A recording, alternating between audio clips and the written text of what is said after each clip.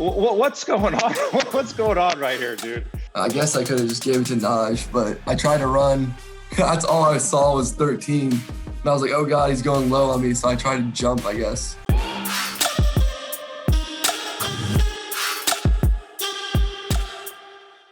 Through 6 games, man, you have a better completion percentage and more passing yards than your former teammate Tua, who we know had a great college career. You know, you're on pace to break some of Joe Burrow's records, which he had one of the best quarterback seasons we've ever seen. You know, when you're looking back at this season right now, like, are you at all surprised at how successful maybe you've been in the team, or did you kind of know you just were waiting your turn? Yeah, I think just last year getting that head start with the guys, you know, just getting in some of those games, obviously like Auburn, Michigan, things like that, where you're in like a real game and you're not just practicing anymore. I think that definitely helped a lot. So we're going to break down a couple of your plays from last week against Mississippi State. What I love about this is, first, you have a little subtle point to the corner, you know, alerting a potential corner cat blitz, and then just the sense of urgency of hitting your back foot right here and then just putting the ball up, I think, to DeVonta right here and just letting him go get it. So when you're coming up to the line of scrimmage, again, we have all these angles for this play. When you're coming up to the line of scrimmage, you know, what are you telling the running back right there on the offensive line, just in that brief half second?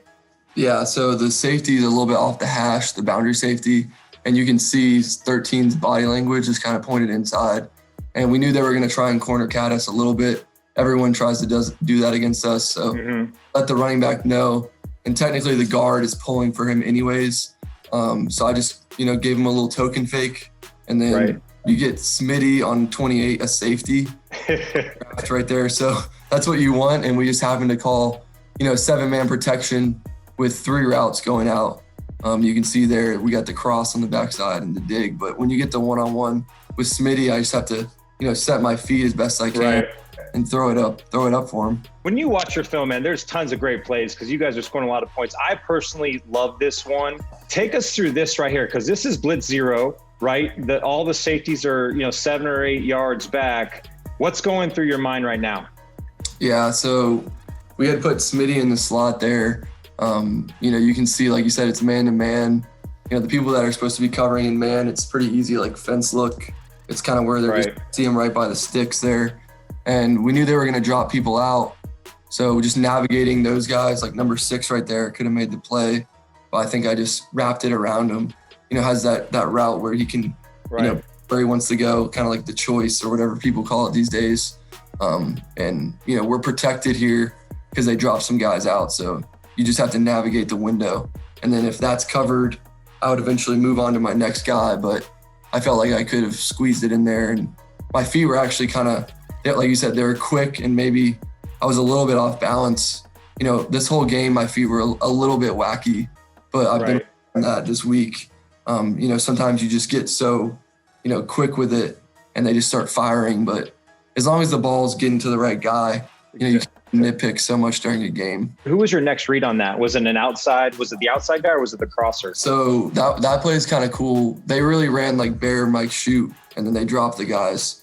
So we knew they were going to drop, so I could either go to my right side and work like a deeper route on the outside, or I could come back and I had like a high-low on the backside.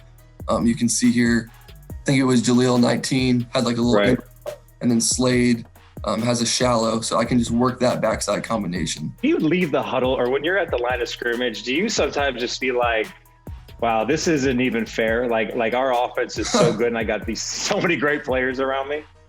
I mean, I try not to be like too arrogant about it, but yes, I do. No, you don't have to be arrogant, but you're like, this is pretty awesome. I do go out there and like, I mean, I know that is one of our strengths is like, we have great skill players. So before the game, you're visualizing, you're thinking about plays that will work, and you're like, okay, Smitty's going to run this, boom, like it happened, you know?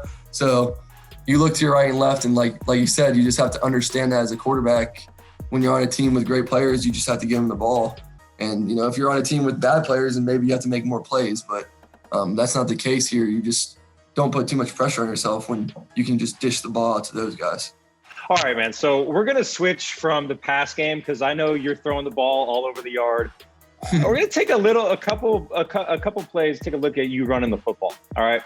So first of all, I don't want you running the ball if I'm your coach. But this is a zone read. You keep it right there. Here comes a penalty. I'm not sure what they called on that, but what's going on?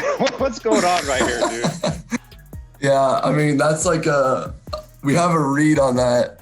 I think it was 3rd and 3, and like number 2 closed.